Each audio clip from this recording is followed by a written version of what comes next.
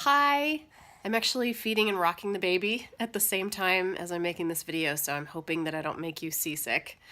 But we're about to hop on a plane, and I really wanted to get this out today and have some really good stuff, I think, to share. So, first of all, I'm going to call this series Off the Floor. It's sort of a nod to Michael Jackson, but also just referring to, like, literally, I'm so often on the floor, like, metaphorically and literally. And at the end of this series, we're going to be in better health. We're going to be sleeping better.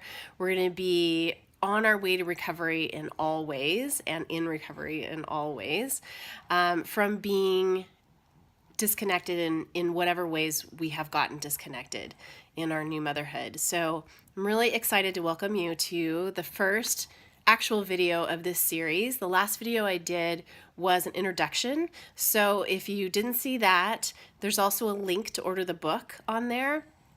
So if you haven't done that, watch that video, order the book, and we're going to get started with content ASAP as far as book content. So, but today I wanted to address a couple of things.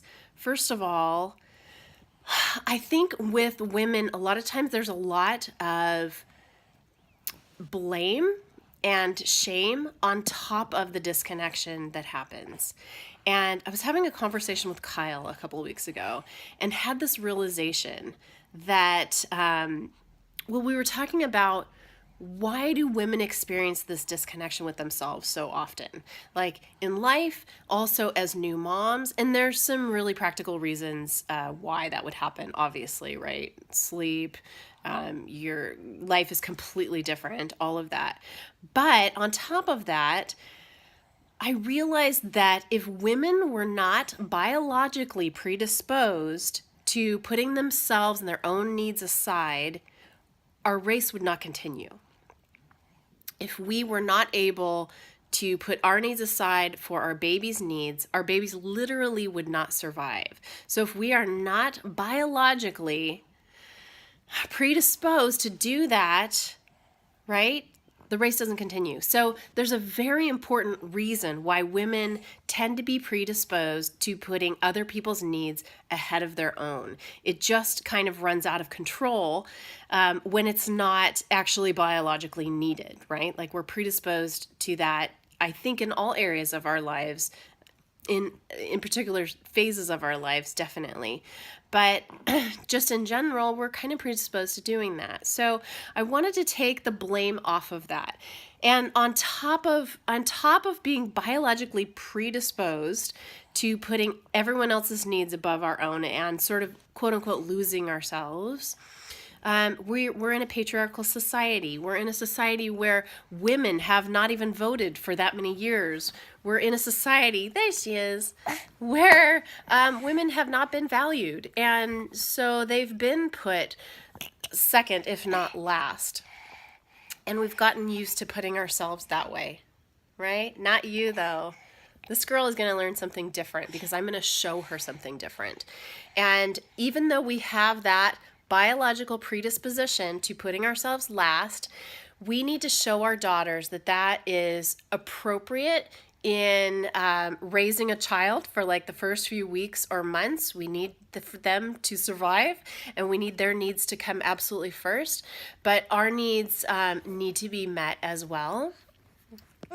And we definitely don't need to be doing that after that certain period of time, right? So